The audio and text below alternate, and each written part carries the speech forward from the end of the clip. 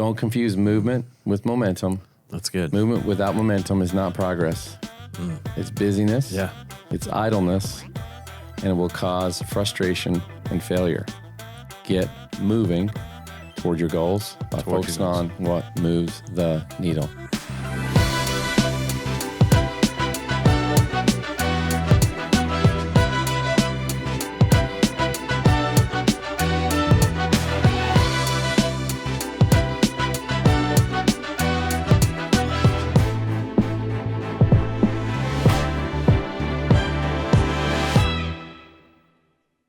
Hey everybody, I'm here in studio today with Chris for another episode, and today we're talking about why new agents fail. Are you failing? Do you feel like you failed? You feel like you had success, but now you're stuck, and that feels like failure? Yeah. Maybe you're thinking about getting started and you don't want to fail. You're worried about failing. You hear about the failure rate. 82% of all life insurance agents quit or fail, Chris Ball. Yeah, they feel like that cat hanging in there. They're hanging in there. This picture, hanging on the edge of the shelf. I'm hanging in there. I'm going to make it. I'm going to make it. So in this episode, we're going to dive into some common traps that new agents get stuck in that lead to early failure. And that early failure oftentimes results in people quitting before they ever get started. Yeah. And to me, it's sad because it's the death of a dream a little bit. The death of a dream. It is. I mean, they're giving up on something. Yeah. And they didn't really give themselves a shot. In a lot of cases, they didn't give themselves the runway they needed to be successful. Yeah. So from misaligned expectations, what do you think it's going to be like? What is the actual work? Yes. And are you prepared to do what it actually takes to get the thing that you said you wanted? Yes. You know, what do you want? What does it cost? And are you prepared to do the work to get it? So today we're going to break down the biggest culprit sabotaging success for agents. Let's set this up. And Chris, I'm just going to do some rapid fire questions. Yeah, Would that be okay, everybody, if I just hit Chris with some rapid fire questions and we didn't do our normal format of let's do it. Let's the conversation back and forth? I just want to hit you with a bunch of questions. Yeah, we have a lot of conversations with agents. Inside of this beautiful thing here that you've always worked with, there's a beautiful brain also. Oh, wow. Thank you. Right? There's a beautiful brain. It's a beautiful mind, so to speak. And we're going to try to tap into Chris's beautiful mind today to help you not sabotage yourself. Someone said it's not a lack of potential. It's a misplacement of focus that leads to failure. Oh, that's in almost any endeavor. Think about that. It's not a lack of potential. It's a misplacement of focus. So, Chris, first question. Why do you think so many new insurance agents struggle right out of the gate? I like what you started with. I think it's a misalignment of expectations. And a lot of times they're seeing a hype machine. They saw a young guy renting a Lamborghini for a weekend in Florida and shooting money out of a money gun. I don't know. I think some people see something like that or something similar to that. And they think they want that. And they think that there's a fast track or some shortcuts to get there. And then they see the reality of this. And the reality is that this is a very good business. It has a white collar income, but it is blue collar work. What can feel like blue collar work. You show up, you do the same thing, you have the same conversation over and over and over again, and it produces a specific result. I think misaligned expectations is which creates disillusionment or frustration, which leads to an exit in most cases. What misconceptions do you see new agents bringing into the business that sets them up for failure? What misconceptions do we see? Yeah. The thing I had thought through when I talk to agents, I want to have that aligned conversation of having clear expectations, but the misconceptions, I want to produce something with as little effort and as little cost as possible. As little money investment, as little effort, as little time without disrupting my comfortable life. Correct. I want to have a max life that the life of my dreams for as little effort and as little cost investment, emotional investment, all of that as possible. And that's not a good recipe. Repeat that question because I want to make sure I answer that question. So the question, what misconceptions do you see agents bringing into the business that set them up for failure? And usually, here's another one, Roger. Usually people are coming into this business because of a person. They were invited. They were having conversations with somebody. They saw somebody who was having success. And I remember I was working at a roofing supply company, and I was looking at possibly getting into the outside sales portion of that. And I rode with Mike. Mike was very successful. He had multiple properties. He would go hang out at the casino on a regular basis, show up when he wanted to into the office wearing Gucci shoes. I'm like, this is roofing? What is happening? Gucci shoes. And we're driving around, and Mike is having a conversation with me, and he's like, Chris, you need to know what you see is not what it was when I started. What I'm experiencing now is not what it was like at the very beginning. It was a grind. Like we were living on peanut butter and jelly, and I was building these relationships with these roofers, and they would just shut me down every time, and I had to show up and show up and show up. And now this is the result. But everybody who comes into the sales system believes that this is how it is, and they want this right now, but they aren't willing to pay the dues. Yeah. Let's talk about the trap of non-revenue activities. Yeah, that's Do you see new agents getting stuck there sometimes? I will say I see experienced agents getting stuck there as well. Yeah. And typically it's off of a break, whether they took a vacation, they had lots of income coming in and took time off, or they went to an event, got hyped up, and then they came back and needed a break from the hype. Like that's an experienced agent. Yeah. They experience it. So think about a new agent. A new agent is afraid of, most cases, afraid of failure. I would say that's probably the deep water here of what most people are experiencing. Yeah. They're afraid of getting it up to their neck and you're getting scared. The water's cold and you're freaking out and strange noises are coming out of you. Why are you laughing at that, Chris? Well, because we did a cold plunge. Who's we? I did a cold plunge. And I did not know there were noises in me. And the guy's like, you got to submerge. And I got to hear. And I was like, I'm submerged. And he's like, 10 seconds, you got to go all the way down. You got to go under. I'm all the way down. Yeah. So I know that feeling, the reality of what you're experiencing. Getting past the waist for me, up into here is the hardest part. It is. It almost takes your breath away. Getting past the thighs. Yeah. For me, it's like the waist up. It's just, it's so cold. But all right. I think that, we're, in terms of the deep water, it's the fear of the unknown. It's the fear of rejection. It's the fear of, who knows, for some people, I'm a person that's experienced all of this, of having confirmed communication of what you believed about yourself in middle school.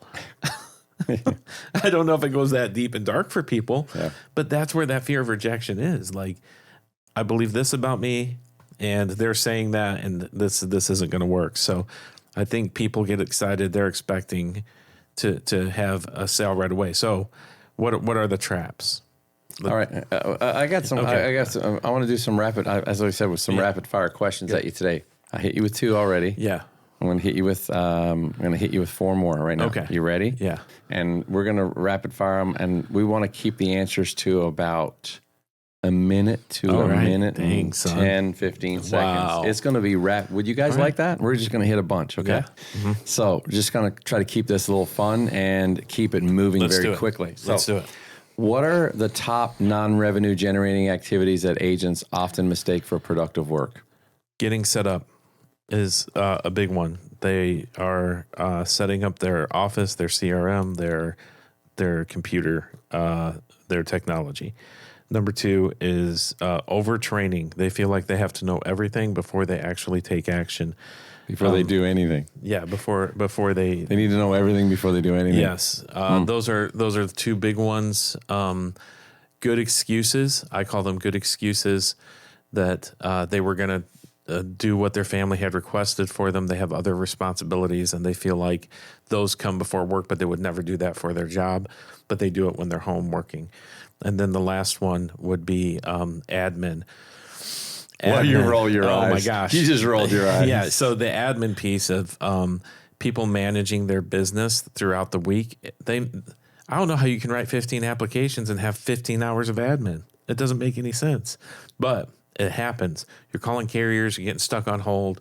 You're not doing the work. You're trying Busy work. Busy work. I called it busy work. Yeah. Mm-hmm. I always called it busy work. Busy work is the stuff that surrounds the periphery of your primary core business, which is the revenue generating stuff. It feels like it's work. You're telling your family it's work because you want them to believe you're working. Yeah. But you're actually not doing the work. Yeah. It's the peripheral stuff around the work. Have conversations with people who are willing to buy. Are you ready to launch your insurance career? Excel Solutions is your go-to leader in life, accident, and health insurance pre-license training. Their cutting-edge e-learning platform is packed with rich content. Think interactive assessments, engaging videos, and customized learning paths, all tailored to your learning style. Being students ourselves, we've trusted Excel now for years to deliver top-notch training, offering high pass rates. Their streamlined prep review courses and the exam simulator are really your secret weapons to nailing the state exam the very first time. Now, you thought it couldn't get any better. Well, it just did. Life Insurance Academy listeners, you receive an epic 50% discount, reducing the regular course fee from $199 to only $99. So, all you have to do is use partner code LIA at liapodcast.org/Excel. Now, Excel spells XCEL. So don't think about it any longer. Dive headfirst into your insurance career with Excel Solutions' premier pre-license training with that exclusive 50% discount just for you. Get the code, get licensed, and excel in your insurance career. Next, number 4. Why do you think agents gravitate toward these things, especially early on? I do think it's a fear of the unknown, fear of failure. There's another key component for me when I have these conversations. I think people are really good at jobs. We were trained to have a job, and we were taught to do what we were told. And now they're floating in the open, and they know what they should do, but they don't have somebody there telling them what to do. There's no start and stop clock. No, they were. There's no one monitoring them. Great employees. They were great employees, but they've never ran their business. They never treated it like a business. Or managed themselves. Yeah. So, and I've had people who've worked 60 to 70 hours a week come into the system and get stuck because they needed me to tell them to do the work. And they're putting in 25 and they think they're busy. Yeah. That's tough. Amazing. It's hard to win that way. Can you walk us through a day in the life of a failing agent versus a producing agent? Yeah. The great thing is numbers tell the story. The numbers of, and I don't want to get ahead because you're probably going to ask something related to that. But if I have an agent who's makes 100 calls and that seems like a lot to them and they had no conversations, then you are a failing agent. You're a failing agent. If I have an agent who's ordering 25 leads a week and they call it full time, I feel like that one comedian, you might be a failing agent, whatever his name. I can't. Jeff Foxworthy. And you're getting 25. Might be a redneck. Yeah. 25 leads a week, and you're calling those same leads over and over again. You're failing. If you do not have a principled sales system that you're following and you're winging it, you're failing. So those are key pieces. If you don't have set, scheduled, blocked hours where everybody knows that it's dial time, conversation time on a daily basis, you're failing. If your dial days are Monday, Wednesday, Friday, you're probably going to fail. I'm not going to say you're going to fail, but it's very hard if you do not compress your learning curve into back-to-back days. Because now you have to remember what you learned on Monday, Wednesday, and you're starting over. It's like Groundhog Day. You're starting over every day. It's very challenging. So if you had to counter that with the activities and what a successful agent's days look like, good. Hit me with the top 5 or 6 thing. What that look perfect. Now, it's part B to the same question. It is. Yeah. But there's a secret ingredient to the successful agent. They know how to manage their opportunities and they know how to manage their activity. And I measure the same thing by the agent who's losing. So the opportunities, does that agent give themselves 100, if they're full time, 100 to 120 fresh conversations weekly that they can have good, consistent talk time? That's what we're looking for. So are they willing to invest in their leads and their opportunities? The next, how much activity are they putting in where they're actually dialing, where they are talking to their 300 to 500 dials a day, and they may be talking to 3 or 4 people a day, even with those additional dials built into the system? Do they have clear call blocking? Are they, for me, when I started this, I said I had to fail as quick as possible. I think I told you, my mom's like, don't say that, honey. But I knew like that there's a learning curve and I had to move quick. And this agent can compress their learning curve by putting their work schedule back to back versus stretching it out over a period of time. So like out over 18 months. Correct. Yeah. Then it feels like, man, that's a slog. That's a drag. Yeah. So giving 100 fresh to 120 fresh opportunities weekly, having daily dial days. To me, if you're not making money, all you should be doing is dialing. If there's no income coming in, all you should be doing is dialing with these leads that you've purchased. So that's what I would expect. All right. Principled sales process that you've committed to. That's the other piece. So that's something that a successful agent is doing. Yeah. They know they've got a process. They know the process. And they know if they don't get a sale, why they didn't get the sale based on the process. Yeah. I got it. Number 6. Okay. This is for the agency. This is for people who are starting to grow a team. How many of you maybe have an agent or two that want to do this with you, or are getting started, or maybe you've just started into the business and you're hiring people or recruiting people? How can agency leaders help agents recognize when they're off track? That's a good question. The very first thing that an agency leader has to do is they have to write business. Because an agent needs to know that it's possible, and they're wondering, even if it's like if I'm the leader, it has to be a period of time where that agent can grab onto me, follow me as I do it, until they take ownership of their process, or until I find somebody else who can do that. So as I go, you can listen to my calls, you hear some recordings of the calls, you send me your recordings, and I can listen to your calls. So how can an agent, beyond the actual activity of the agency leader, is knowing the opportunities being engaged, so they can measure the number of leads that are coming on a consistent lead order for the agent. Number 2, what is the activity? Have they committed to 9 to 9 for the first, I don't know if it's going to always be that, but have they committed to the activity? Yep. And on their sales, when they're listening to the agent do their sales, are they doing it based off of this principled sales process? And you're listening for tonality, you're listening for pacing, the correct pacing, and is that person coachable that you can make the adjustments for them to start to have success? Instead of just reading the script. Yeah. Yep. Good. I like that. Another big piece of failure versus success is mindset and environment. You hit on one of these already. You said, I think one of the reasons why new agents gravitate toward busyness or the peripheral things, admin, you said, was fear of rejection. And the fear of rejection causes procrastination to the toughest part, which is, I don't know if I can do this yet. I need to prepare more. Or I need to do other things that make me feel like I'm doing something. It's like when we used to ride back in the day and we take agents out and they're wishing someone's not home. Yeah. Instead of going up and knocking, like they're going up to knock on the door, and in the back of their mind, they're like, please not be home. Please don't be home. Please don't be home. And yet you're out there training them, spending your time, and they're wishing someone is not home. Like, because that's easier.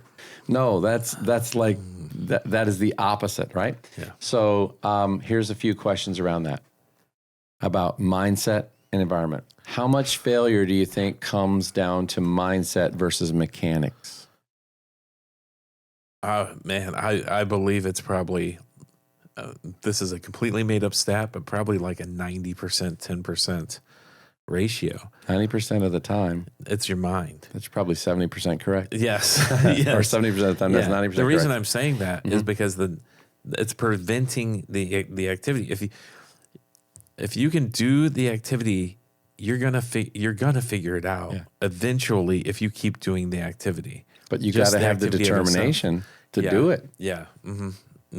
You've heard the thing, get your mind right. Yes. Get your mind. That's what that means. Yes. Get your mind right. Yeah, it is. And I think people it's not mechanics. It's more mindset. 90% is mindset. I think 90% is. That's a huge number. Do you disagree? No, I don't. Yeah. But what do they all spend their time trying to do? They want to know the magic words. They want to know the perfect lead. Yeah. And the cheapest carrier. And our top producers, the top producers we know, when people come to them, they're like, Chris, I don't know what to say to them. Like, I just call people. I just work all the leads. That's the secret. And all they're doing is trying to find a new lead vendor every week because they're trying to find the perfect lead. Yeah, they're tinkering. They're pulling out their levels. Their levels. My leads ain't level. All right, question 8. Okay. What role does environment play in an agent's early success or failure? It plays a lot because of their mindset. I think you can have a good mindset, but if you're in an environment that's not conducive, or you're by yourself without a community, or you're working at home where there's 2 dogs, a cat, and a mother-in-law. Dude, I can win with 2 dogs and a cat. Right? Yes. Are you going to the post office? Yeah. I need you to go to the post office. Who's he talking to? Why are you on meetings all day? Are you always on meetings? Is this how busy your life is? Do you have time? How are you going to be sick? You're not paying your bills. You should get a real job. There's a word of the day. We do a word of the day with our team, and somebody said flourish. They gave us the word of the day. Yeah. And I really like that word because it's the ability of something to produce something based on its relationship to its environment. Yeah. So are you in an environment where you can flourish? Sometimes I think the environment isn't great because it's back to that word expectation, where a spouse didn't have a real conversation with the spouse and tell them what this was going to be like. There were times when I met with Lisa, I said an appointment, and we talked. I was like, babe, this month, it's a grind month. It's going to suck. It's grind month. And she knew what that meant. So, yeah. What about matters? What about a coaching or mentorship environment? So here's question number 9. Yeah. What does effective coaching and mentorship look like for a new agent with in terms of environment? As best as you can. I think proximity matters. The sense that somebody has your back. They may not be in the same house, but you can do Zoom calls together. I think that's great. We actually do a Zoom call on a weekly basis that is it's for accountability and community, and everybody's muted. And you're like, why would that bring any value? But we have a chat where people can encourage each other, and it's accountability of people turning on their camera and saying, I'm doing the dialing today. But we also do fun stuff. So we do contests where we spin a wheel and we send DoorDash to people and we give out, across gear. the country. Yeah. We give out gear and we give out cash prizes. And how would you like to win a prize and then all of a sudden you have Chick-fil-A showing up at your door and you're in Seattle and Chris is in Louisville, Kentucky? You're just doing your job, right? And like there should be a level of some kind of fun. Who wants more Chick-fil-A? Throw Chick-fil-A in the comments if you'd like some Chick-fil-A. I think if with a lack of fun, it creates a rigidity and a seriousness to this that is way over the top. Mm-hmm. So yeah, I think proximity matters. Having somebody listen in and be able to encourage you. And encouragement can be a pat on the back or a foot in the butt. That's what I say. And challenging you, holding you to your commitments. But if you're just trying to do it yourself, you're gonna someone who's reviewing your calls, giving you feedback. Someone who's listening in on your calls, giving you feedback. Someone that you can listen to that's successfully executing. Yeah. That you can be, that environment's super important, right? That's a flourishing environment you just described. And if you don't have that, there's a high chance you're going to fail. You have to have a lot of intestinal fortitude. Yeah. You have to be strong. Or you'll have weak intestines and you're always in the bathroom because life's not going well and you're just sick about it. You're trying to get away from your mother. You're sick about it, so you're spending extra time. Remember the jobs you used to hate when you were first coming out? Like people would take long smoke breaks and long bathroom breaks and they're just counting the minutes on the clock. Remember those jobs, Adam? right? You're like, oh, geez, I hope they don't notice I've been gone for 20 minutes for my bathroom break. Yeah. And I didn't take smoke breaks. I didn't smoke. Yeah. I said I'm taking a non-smoke break. I used to be defiant. I like that. I'm taking you don't smoke. I know, but they do. I'm going to hang out with them. All right. Last, we've got a couple more questions here, and this is about turning the corner, what works, okay? So if we are, we know some of the things that don't work, some of the things that do work, let's focus on the important things to do, and we will call them RGA, revenue generating activities. Okay, revenue generating activities. So here's question number 9. Question number 9. What are 3 things a new agent should focus on every single day in their first 90 days? They have to be on a consistent lead order.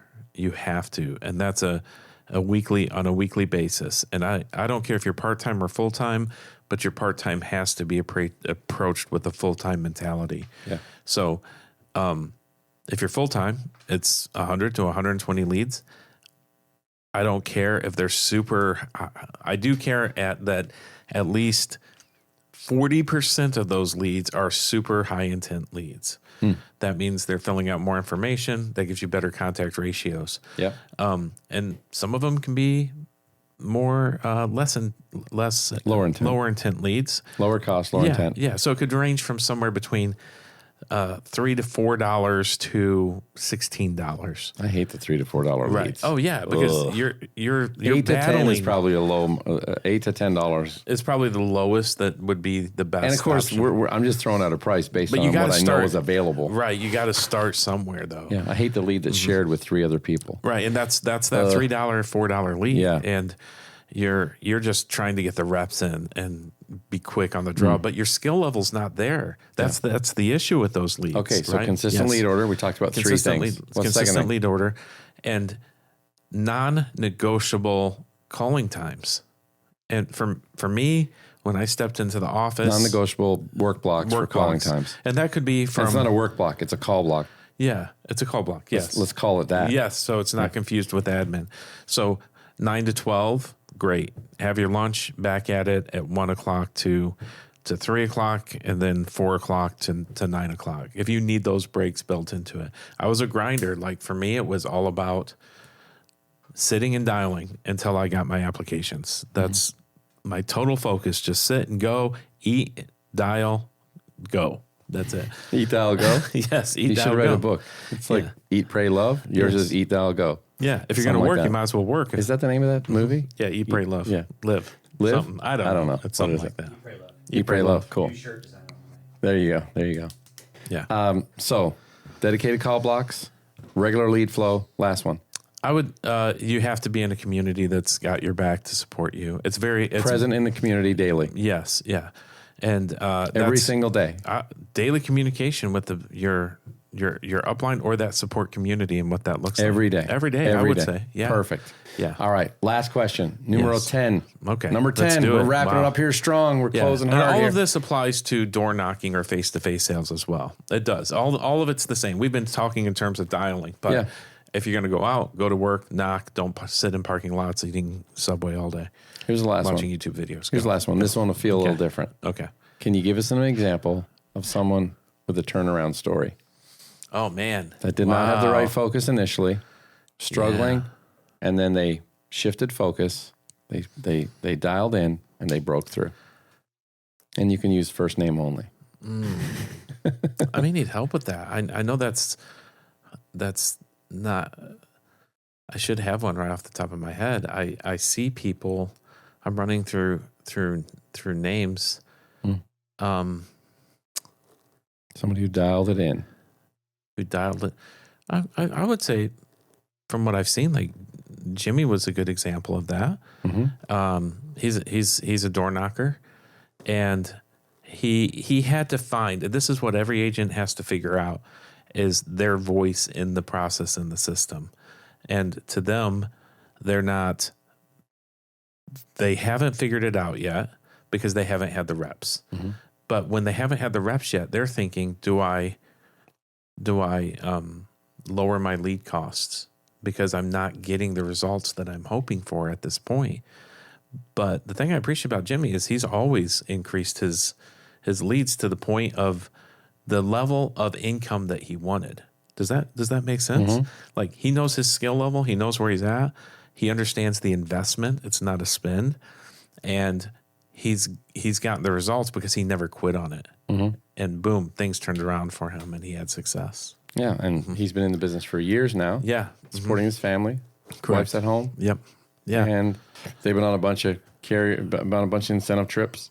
Very cool. We just did one. Yeah. That Jimmy was on. So Jimmy is a success story. Caroline. Oh, yeah, yes. Caroline, that was a cool one. Yeah, she was at the Telesales event, felt like she couldn't do it. She was trying to do it coming out of college. Yeah. Trying to make it. Mm-hmm. Struggling. Trying to do it the way her sister and her were doing it with another organization. Got connected to a community. Had to reshift. Yes. Had to tell herself, Very I'm good. going to follow everything they say. She didn't show up for the coaching calls in the morning with them and decided, why am I doing this? I'm failing, but I'm going to decide what I want to show up for. So that's dumb. Yes. Like, in order for me to give this a full go. And so she started showing up every morning to that coaching call, that morning breakfast call. Yeah. And she got coaching. She plugged in. Mm-hmm. She came to a boot camp, plugged herself in, immersive, got super Through uncomfortable. the pain of it. Got so uncomfortable, Yeah. cried day one. Yes. So uncomfortable, cried day two. Went back, buckled down, knuckled up, and kept being in the community, kept her lead flow going, Yeah. and kept putting in the time every day to be successful. And now she's running a thriving agency. Yeah, thriving agency and life, Flourishing. Medicare, and retirement planning, flourishing. And she's only been out of college for a couple of years. Yeah. And doing That's a pretty tremendous story. And if you look up Caroline and Life Insurance Academy podcast, you'll actually see an episode with Caroline. Cool. Yeah, she was on. So you can look that one up. Yeah. That's a great one. All right, let's wrap this up, Chris. Let's bring it home. Recap the biggest mistake, and that is being busy but not productive. Yeah. Busy but not productive. Yeah. Recap that for me. Oh, you find yourself setting up, you find yourself overtraining, you find yourself distracted and making excuses and doing your admin work.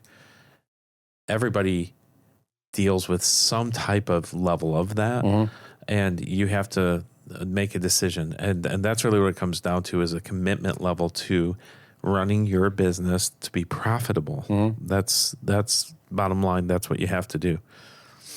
So here's your call to action, team. For those of you who are listening today, those are 10 takes, 10 questions, 10 rapid fire on how to break the trap, break the trap of this cycle of non-revenue focus. And I want to leave you with this call to action. Track your dials, measure your sits, get in front of people every day, stay consistent, be in a community, and don't confuse movement with momentum. Tell yourself the truth. Don't confuse movement with momentum. That's good. Movement without momentum is not progress. It's busyness. Yeah. It's idleness, and it will cause frustration and failure. Get moving toward your goals by focusing on what moves the needle. There you are. 10 top answers for the biggest reasons why agents fail. We hope this helps. Maybe Adam can even drop them in there as we hit them. Boom, boom, boom. I love it how we kind of put that out there sometimes, and you guys can follow along. And if you have thoughts or questions, please add them in the comments. I don't mean add them in the comments. I mean add them in the comments, because add them in the comments would be weird unless it's a little Adam moving around. That'd be kind of cool. Can you make a bobblehead of yourself with AI and throw it in the comments somehow? Or maybe even here at the end. We'd love to hear what you're struggling with. 90% of it is this, and it's all right here. Get out of your own head. Get out of your way. Get your mind right. Do the work. And be successful. We'll see you on the next episode of the Life Insurance Academy podcast.